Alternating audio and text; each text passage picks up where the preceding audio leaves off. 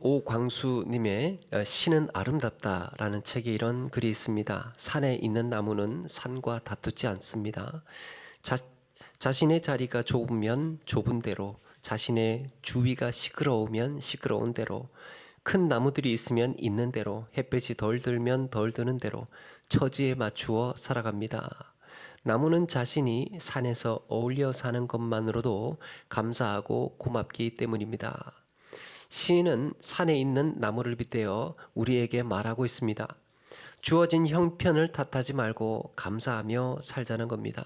때로는 내가 서 있는 자리가 좀 비좁을 때가 있고 큰 나무들 때문에 위축되거나 내가 받아야 할 햇볕을 받지 못할 때 불만일 때가 있습니다. 오늘 우리가 맞이하는 맥주절은 우리에게 주어진 형편들이 나를 즐겁게 하지 못해도 때로는 마음을 무겁게 한다고 해도 거기에 연연하거나 매이지 않고 감사의 삶을 살도록 안내하고 있습니다. 그렇다면 우리에게 감사의 마음을 느끼지 못하도록 하는 것들은 무엇이 있을까? 감사하고 싶으나 그 마음을 어둡게 만들고 가로막는 것들은 무엇일까? 전광 목사님의 평생 감사라는 책에 우리의 감사를 방해하는 세 가지를 이야기합니다. 하나는 욕심 때문이랍니다. 욕심은 행복을 느끼게 하는 이 만족감을 고장나게 해요. 만족하지 못하도록 늘 허기가 집니다. 공허합니다. 아무리 채우려고 해도 채울 수 없는 뻥 뚫린 마음이에요. 욕심과 감사는 같이 공존할 수가 없는데 욕심은 없는 것을 보는 시선입니다. 감사는 있는 것에 관심을 가집니다. 나에게 있는 것, 지금 있는 것. 욕심은 없는 것을 자꾸 보려고 하는. 욕심은 내가 원하던 것을 갖게 되면 간절히 바라잖아요. 근데 얻었어요. 그런데 간절히 바라던 것을 얻었으면 되어야 되는데 욕심은 어떠냐 하면 바로 다시 또 갖지 못한 것을 향해서 시선이 나갑니다. 욕심의 특징이에요. 없는 것 자꾸 찾아요. 없는 것. 여러분 이미 있는 것인데 욕심 낸다고 하지 않죠. 없기 때문에 욕심이에요. 없기 때문에. 자꾸 있으면 있을수록 있는 것을 보지 않고 자꾸 없는 것을 자꾸 생각을 합니다. 없는데 또 감사하다고 하지 않죠. 있기 때문에 감사입니다. 있기 때문에. 그래서 내게 있는 것, 내 곁에 있는 사람들을 귀하게 여기고 돌볼 줄 아는 사람이요. 감사한 사람이에요. 감사를 하는 사람입니다. 지금 나에게 있는 것을 소중히 다루고 내 곁에 있는 사람들을 귀하게 여기는 삶이 감사하며 사는 사람이에요. 두 번째는 감사를 방해하는 적은 비교하기 때문이랍니다. 비교. 인생을 비참하게 만드는 것은 가난에서 오는 것도 아니고요. 실패해서 오는 고통도 아니고 재능이 모자라서 내뱉는 탄식도 아니라고 합니다. 비교 때문이래요. 우리를 비참하게 만드는 것. 연못에 살던 개구리 말씀드렸습니까? 개구리가 알을 낳고 올챙이를 길렀다지요. 올챙이 뒷다리가 나오면서 엄마는 본격적인 헤엄 수업에 들어갑니다. 헤엄을 칠 때는 앞다리로 물살을 가르고 뒷다리로는 힘차게 물을 차도록 해라.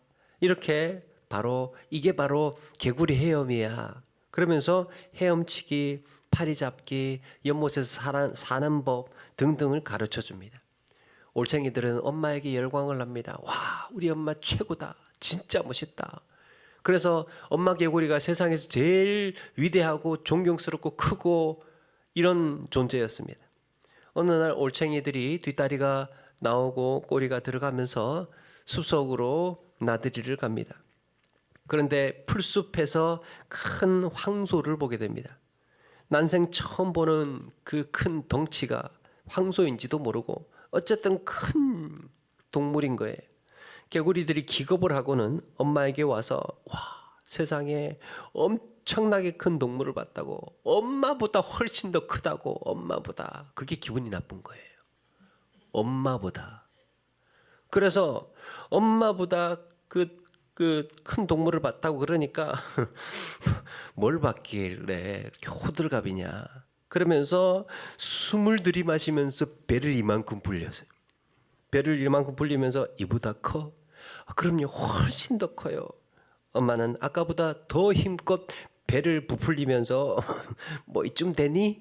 그러니까 엄마 택도 없어요. 그렇게 해서 계속 배를 키우던, 배를 부풀리던 엄마가 결국에는 배가 터지고 말았답니다. 여러분, 비교는 비교로 무너져요. 남보다 더 많이 가져서 감사하고, 우리의 감사들 있잖아요. 남보다 더 많이 가져서 감사하고, 너 더 많이 배워서 감사하고, 더 힘이 있어서 감사하고, 남들보다 내가 좀 더 나은 그것이 있어서 감사한 그런 감사는요, 나보다 더 많이 가진 사람을 만나면 멈춥니다. 나보다 더 힘센 사람을 만나면 그 힘셌던 감사가 연기처럼 사라져 버려요. 비교로 했던 감사는 비교 때문에 무너집니다. 세 번째는 감사하지 못하게 하는 이유가요, 염려랍니다. 염려. 어니 젤렌스키라고 하는 사람이 모르고 사는 즐거움이라는 책에서 걱정에 대한 유명한 연구 결과를 소개합니다. 젤렌스키는 사람들이 하는 염려나 걱정을 다 수집을 해서 분석을 해보니까요, 걱정 중에 40%가 실제로 일어나지 않을 일에 대해서 걱정을 하고 있더라는 거예요. 그런 일 안 일어나요. 그런 일 안 일어나. 그런데 그것 가지고 걱정하고 있다는 거예요. 30%는요, 지난 일이에요. 지나갔어요. 이제 걱정해도 걱정해도 이게 해도 소용이 없는 것들이에요. 지나간 일이에요. 뭐 어쩔 수 없는 겁니다. 그거 30%. 22%는요, 안 해도 되는 사소한 고민들이랍니다. 그거 안 해도 되는 사소한 고민들을 굳이 그걸 걱정이라고 하고 있더래요. 22%. 4%는요, 해도 내 힘으로 어쩔 수 없는 걱정들이래요. 걱정을 해도 이거는 내가 불가항력적인 거라서 해도 어쩔 수 없는 거. 그러고 보니까 연구 결과 무려 96%가 사실은 몰라도 되고 안 해도 되는 걱정을 하고 있었던 거예요. 나머지 단 4%만 좀 걱정하고 해결해야 할 문제들이었다고 합니다. 30년 동안 걱정을 연구한 심리학자 그램 데이비는 걱정이 많아 걱정입니다 라는 책에서 걱정에 대한 질문을 바꾸어 말하라고 얘기합니다.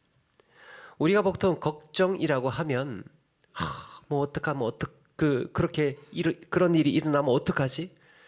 우리의 걱정은 어떡하지? 그 일이 터지면 어떡하지? 그 일이 벌어지면 어떡하지? 그런데 그램 데이비는 이렇게 질문을 바꾸랍니다. 그럼 이제 뭘 하면 되지? 그 일이 일어나기를 걱정하면서 기다리지 말고 지금 내가 할 수 있는 거, 지금 내가 할 수 있는 현실적인 대안을 찾고 준비하라는 겁니다. 그게 어떡하지 하고 있는 염려하고 발 동동 구르고 불안해하고 있는 것보다 훨씬 긍정적이고 또 건강한 염려라는 겁니다. 그런데 이런 걱정이나 염려에 대한 지혜로운 선택은요, 참 우리가 사는 날 동안 계속해서 해야 하는 인생의 과제 같은 것들이에요. 이런 염려가 감사를 자꾸 있게 만들어요. 염려 때문에. 내가 감사한 것을 자꾸 걱정이라는 근심이라는 바이러스가 자꾸 내 마음에 영혼에 침입을 해서 감사를 희석시킵니다. 이렇게 욕심이나 비교나 염려와 같은 것이 매일 나를 괴롭히다 보니 내 삶의 감사는 힘을 잃고 욕심과 비교와 염려의 파도에 휩쓸려 살고 있지는 않나 돌아보게 됩니다. 그러면 욕심, 비교, 염려와는 거리가 먼 정말 온전한 감사, 이거와는 상관없이 생각할 수 있는 진짜 감사, 진정한 감사는 어디에서 찾아야 할까? 오늘 성경에서 감사라는 단어가요, 오늘 말씀에 처음 등장합니다. 감사. 특별히 우리가 읽은 이 화목제물의 규례는 감사의 의미를 갖고 있음을 강조하고 있습니다.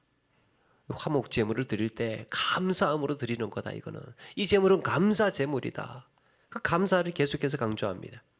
레위기는 6장에서부터 번제, 소제, 속죄제, 속건제 등등을 이제 소개를 해주면서 마지막에 화목제의 규례에 대해서 말씀합니다.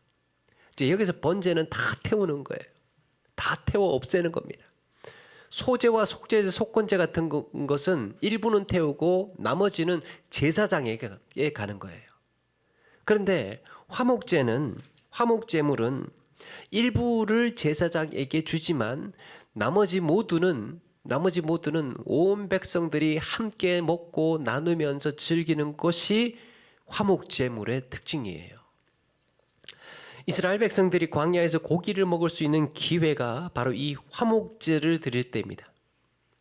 게다가 기름 섞은 무교병이나 전병을 더하면서 나눔의 기쁨을 더합니다. 이렇게 다른 제사는 모두 태우거나 제사장의 몫으로 돌려야 했지만 화목제물만큼은 거룩한 하나님의 백성이라면 모두가 다 함께 먹을 수 있었습니다. 야, 이번에 누구 집에 화목제물 드린다더라. 야, 그러면 오늘 저녁에 고기 먹을 수 있겠네, 이렇게 되는 거죠. 그런데 여기에 의미 있는 규례가 두 가지가 있습니다.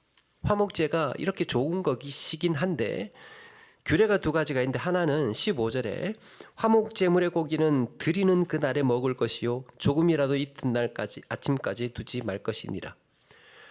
조금이라도 이튿날까지 남겨두지 말 것이라. 완전히 먹는 것이 규칙이에요. 그날 다 먹어야 돼. 또 하나는 19절 마지막에 그 고기는 깨끗한 자만 먹을 것이니 그랬습니다.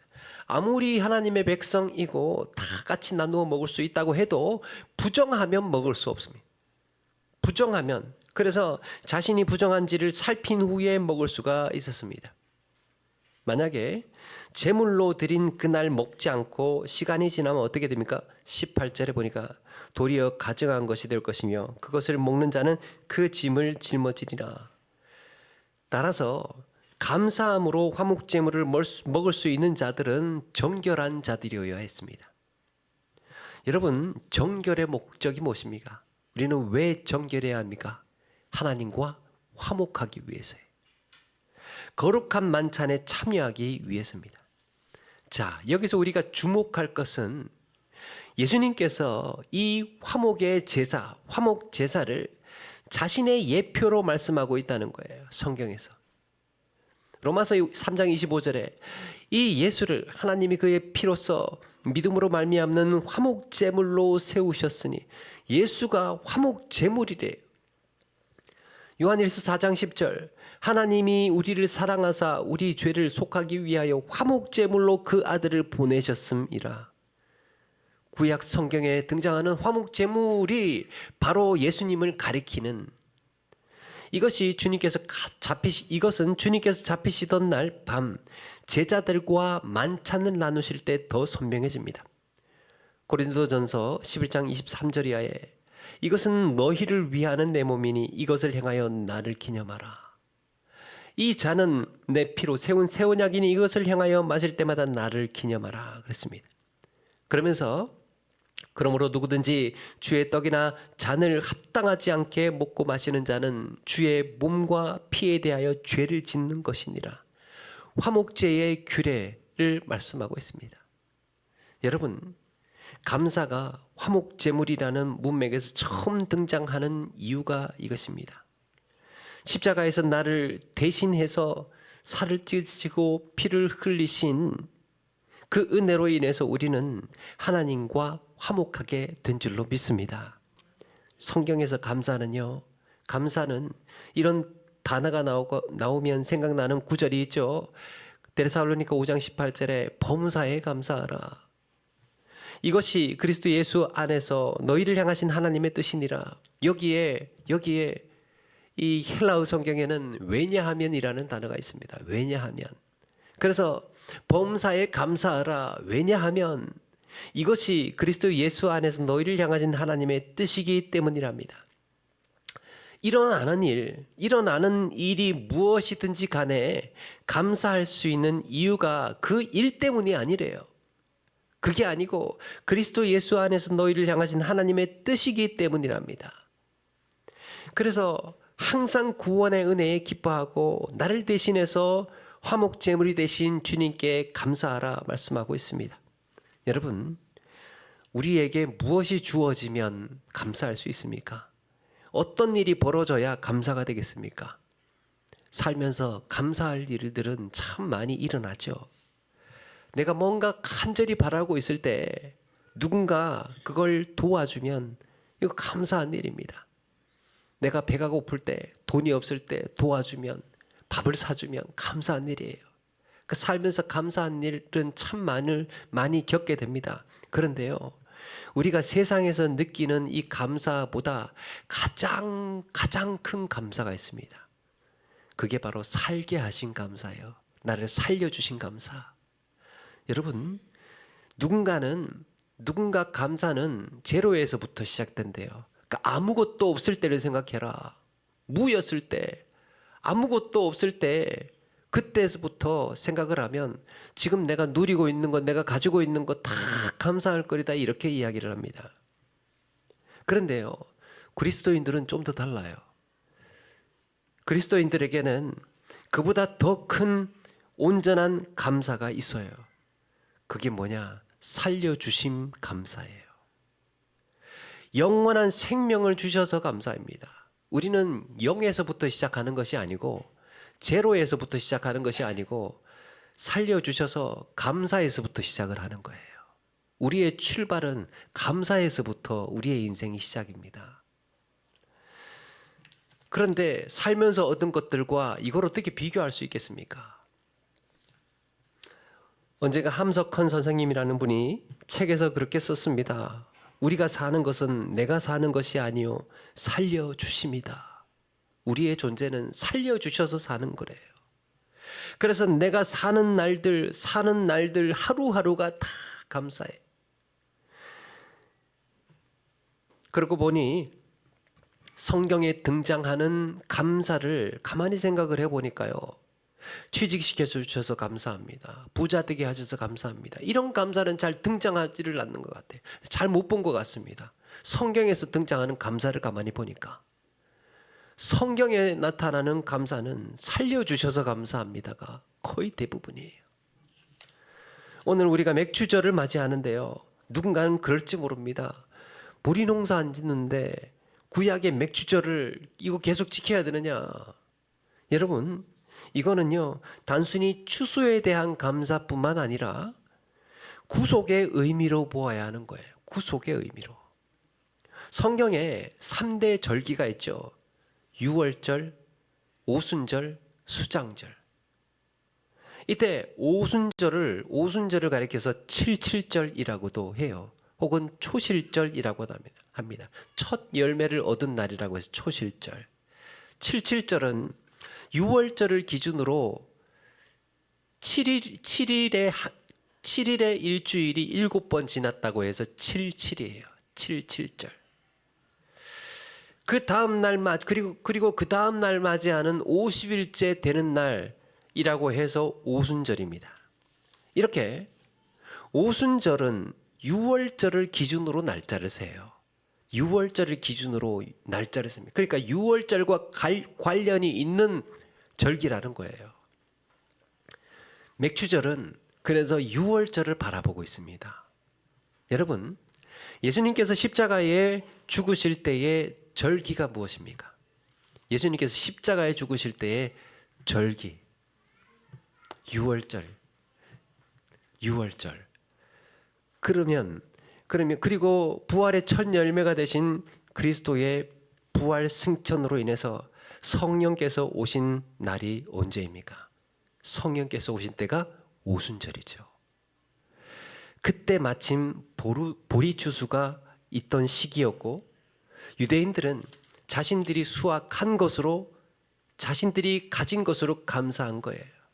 유대인들은 보리 농사했으니까 그것으로 감사를 고백한 것이고, 우리는 우리가 얻은 것으로 감사하면 되는 겁니다.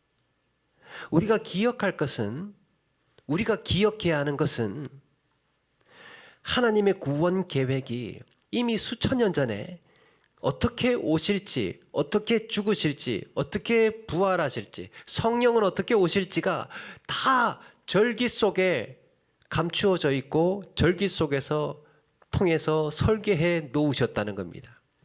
유월절 때 이런 모습으로 십자가에 죽으실 거야. 어린 양의 피를 문설주에 바르고 그 피를 보고 넘어가게 되는 구원의 은혜가 있는, 또 이렇게 귀한 수확으로 성령께서 우리에게 오시게 될 거다. 열매로 첫 열매가 되신, 부활의 첫 열매가 되신 우리 주님께서 그렇게 부활하게 될 것이다. 맥주절처럼, 오순절처럼.